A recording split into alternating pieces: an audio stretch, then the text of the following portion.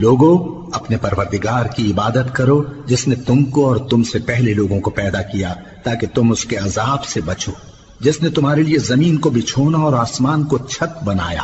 اور آسمان سے مے برسا کر تمہارے کھانے کے لیے انواع و اقسام کے میوے پیدا کیے، پس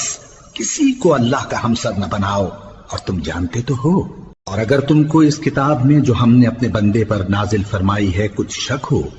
تو اسی طرح کی ایک صورت تم بھی بنا لاؤ، اور اللہ کے سوا جو تمہارے مددگار ہوں ان کو بھی بلا لو اگر تم سچے ہو۔ پھر اگر ایسا نہ کر سکو اور ہرگز نہیں کر سکو گے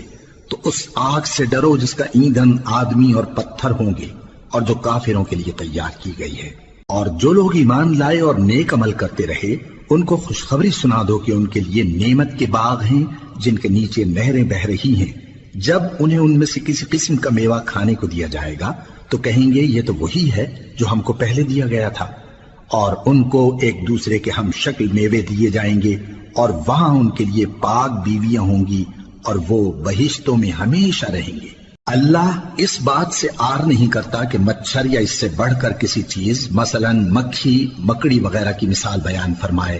اب جو مومن ہیں وہ یقین کرتے ہیں کہ وہ ان کے پروردگار کی طرف سے سچ ہے، اور جو کافر ہیں وہ کہتے ہیں کہ اس مثال سے اللہ کی مراد ہی کیا ہے۔ اس سے اللہ بہتوں کو گمراہ کرتا ہے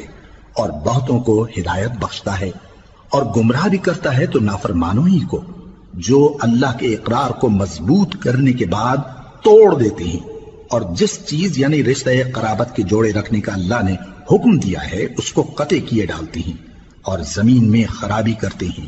یہی لوگ نقصان اٹھانے والے ہیں۔ کافرو، تم اللہ سے کیوں کر منکر ہو سکتے ہو؟ جس حال میں کہ تم بے جان تھے تو اس نے تم کو جان بخشی، پھر وہی تم کو مارتا ہے، پھر وہی تم کو زندہ کرے گا، پھر تم اسی کی طرف لوٹائے جاؤ گے۔ وہی تو ہے جس نے سب چیزیں جو زمین میں ہیں تمہارے لیے پیدا کی، پھر آسمانوں کی طرف متوجہ ہوا تو ان کو ٹھیک ٹھیک 7 آسمان بنا دیا، اور وہ ہر چیز سے خبردار ہے۔ اور وہ وقت یاد کرنے کے قابل ہے جب تمہارے پروردگار نے فرشتوں سے فرمایا کہ میں زمین میں اپنا نائب بنانے والا ہوں۔ انہوں نے کہا کیا تو اس میں ایسے شخص کو نائب بنانا چاہتا ہے جو خرابیاں کرے اور کچھ تو خون کرتا پھرے؟ اور ہم تیری تعریف کے ساتھ تسبیح و تقدیس کرتے رہتے ہیں۔ فرمایا میں وہ باتیں جانتا ہوں جو تم نہیں جانتے۔ اور اس نے آدم کو سب چیزوں کے نام سکھائے، پھر ان کو فرشتوں کے سامنے کیا اور فرمایا کہ اگر سچے ہو تو مجھے ان کے نام بتاؤ۔ انہوں نے کہا تو پاک ہے، جتنا علم تو نے ہمیں بخشا ہے اس کے سوا ہمیں کچھ معلوم نہیں، بے شک تو دانا ہے، حکمت والا ہے۔ تب اللہ نے آدم کو حکم دیا کہ آدم تم ان کو ان چیزوں کے نام بتاؤ۔ سو جب انہوں نے ان کو ان کے نام بتائے تو فرشتوں سے فرمایا کیا میں نے تم سے نہیں کہا تھا کہ میں آسمانوں اور زمین کی سب پوشیدہ باتیں جانتا ہوں، اور جو تم ظاہر کرتے ہو اور جو پوشیدہ کرتے ہو سب مجھ کو معلوم ہے۔ اور جب ہم نے فرشتوں کو حکم دیا کہ آدم کے آگے سجدہ کرو تو وہ سب سجدے میں گر پڑے مگر شیطان نے انکار کیا اور غرور میں آ کر کافر بن گیا۔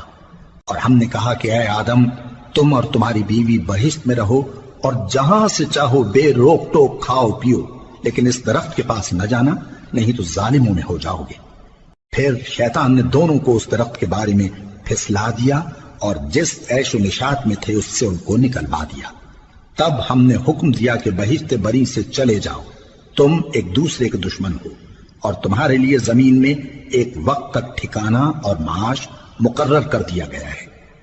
پھر آدم نے اپنے پروردگار سے کچھ کلمات سیکھے اور معافی مانگی تو اس نے ان کا قصور معاف کر دیا۔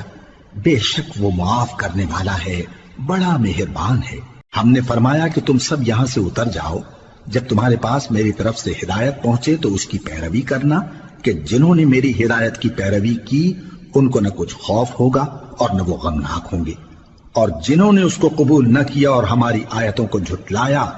وہ دوزخ میں جانے والے ہیں اور وہ ہمیشہ اس میں رہیں گے۔ اے آل یعقوب، میرے وہ احسان یاد کرو جو میں نے تم پر کیے تھے، اور اس اقرار کو پورا کرو جو تم نے مجھ سے کیا تھا۔ میں اس اقرار کو پورا کروں گا جو میں نے تم سے کیا تھا، اور مجھی سے ڈرتے رہو۔